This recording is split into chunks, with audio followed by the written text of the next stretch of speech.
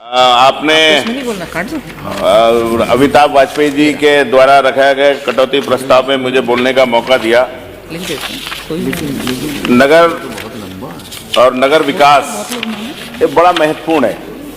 55% आबादी उत्तर प्रदेश की नगरों के अंदर विकास करती है और बहुत सारे लोग, गरीब लोग नगरों के अंदर इसलिए काम करने आते हैं कि उन्हें वहां पर रोजगार मिलेगा, वहां उन्हें काम करने का मौका मिलेगा और सरकार की ये जिम्मेदारी होती है कि वो वहां पर रहने वाले लोगों को अच्छी सुविधाएं उनको मिले। और बहुत भारी भरकम नगर विकास के अंदर बजट का प्रावधान हुआ है। मैं माननीय मंत्री जी आपसे अनुरोध करूंगा और अधिष्ठाता महोदय आपके माध्यम से, मैं ज्यादा लंबी बात नहीं करूंगा। मैंने इससे पहले भी बजट पर आपसे अनुरोध किया था।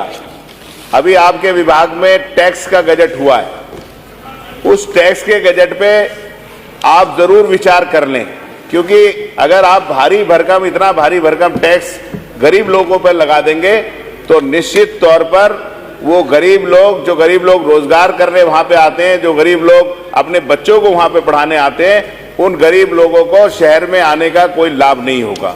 दूसरा, जो मैंने आपसे अनुरोध किया था कि जहां पर पाइपलाइन बिछी हुई है, जो कनेक्शन लिए हुए पानी का टैक्स है, उन लोगों को जो आप टैक्स लेते हैं जिनका कनेक्शन नहीं है, सिर्फ इस बात पे कि उनके घर के बराबर से 200 मीटर के रेंज में पाइपलाइन जा रही है, तो कम से मंत्री जी उन गरीबों पर भी विचार करिए। वो पानी का आपकी सुविधा का उपयोग नहीं कर रहे और उनके ऊपर टैक्स लग रहा है।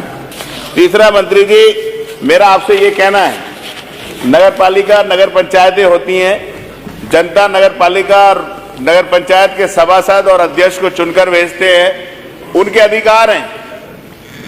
उनको अधिकारों में लगातार कटौती कर नौकरशाही को हावी करने का काम आपकी सरकार कर रही है और आपका विभाग कर रही है। मंत्री जी, राज्य वित्त आयोग की किस्त आपकी जाती है, तनख्वाह के बाद जो बचती है उससे विकास कार्य कराए जाते हैं, लेकिन विकास कार्यों की इतने जगह पर उनको प्रस्ताव करने के बाद, इतनी जगह पर जांच और इतनी जगह पर वो करने के बाद पेमेंट होता है किसी भी विकास कार्य का, कि मैं समझ सकता हूं, आप सब समझ सकते हैं कि वो जितनी जगह पर भेजी जा रही है राज्य वित्त आयोग की जाएगी तो एसडीएम साहब उसकी जांच करेंगे, पेमेंट से पहले एक्सीएन आरईएस करेंगे, एक्सीएन पीएडब्ल्यू करेंगे।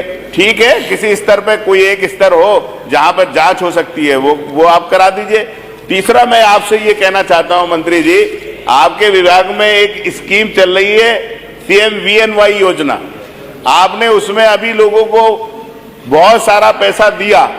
पैसा देने के बाद जो नगर पालिका नगर पंचायतें खुद संस्थाएं हैं वो लगातार अच्छा काम कर रही हैं, लगातार सालों से काम कर रही हैं, लेकिन मंत्री जी आपने कुछ तो CNDS को दे दिए, कुछ की संस्था बना दी आपने वहां पर नगर पालिका नगर पंचायत। तो एक सा रवैया अगर सरकार का रहे, या तो संस्थाएं ही काम करें या नगर पंचायत नगर पालिका करें, लेकिन ये दोहरा मानदंड जो सरकार का है, ये कहीं ना कहीं ये साबित करता है कि आपकी सरकार निष्पक्ष काम नहीं कर रही।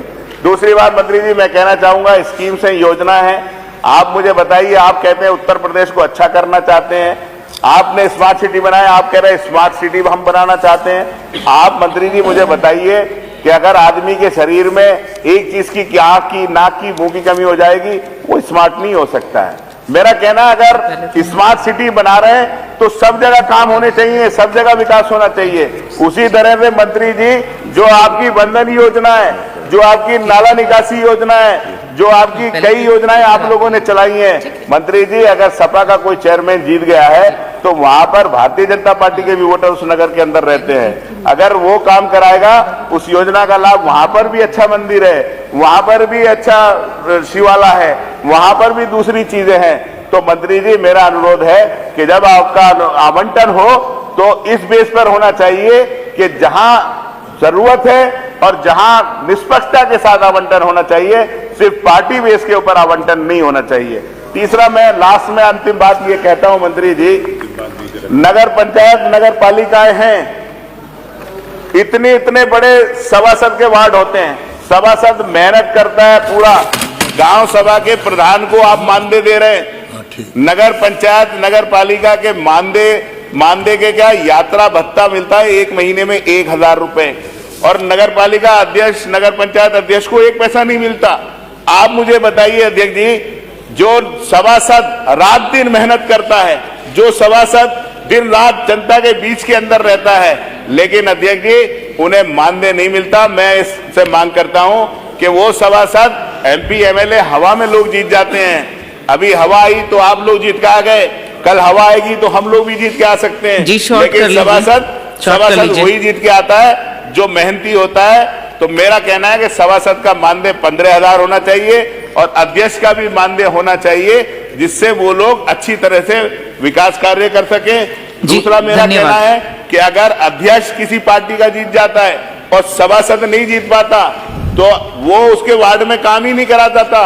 तो कोई राज्य वित्त आयोग में ऐसी व्यवस्था आप कर दीजिए मंत्री जी, जिससे सभासद भी 5 लाख 2 लाख अपने वार्ड के अंदर प्रस्ताव देकर अपने अधिकार से बोर्ड में काम करा सके। जी धन्यवाद। बजट पे बोलने माननीय वीरेंद्र चौधरी जी।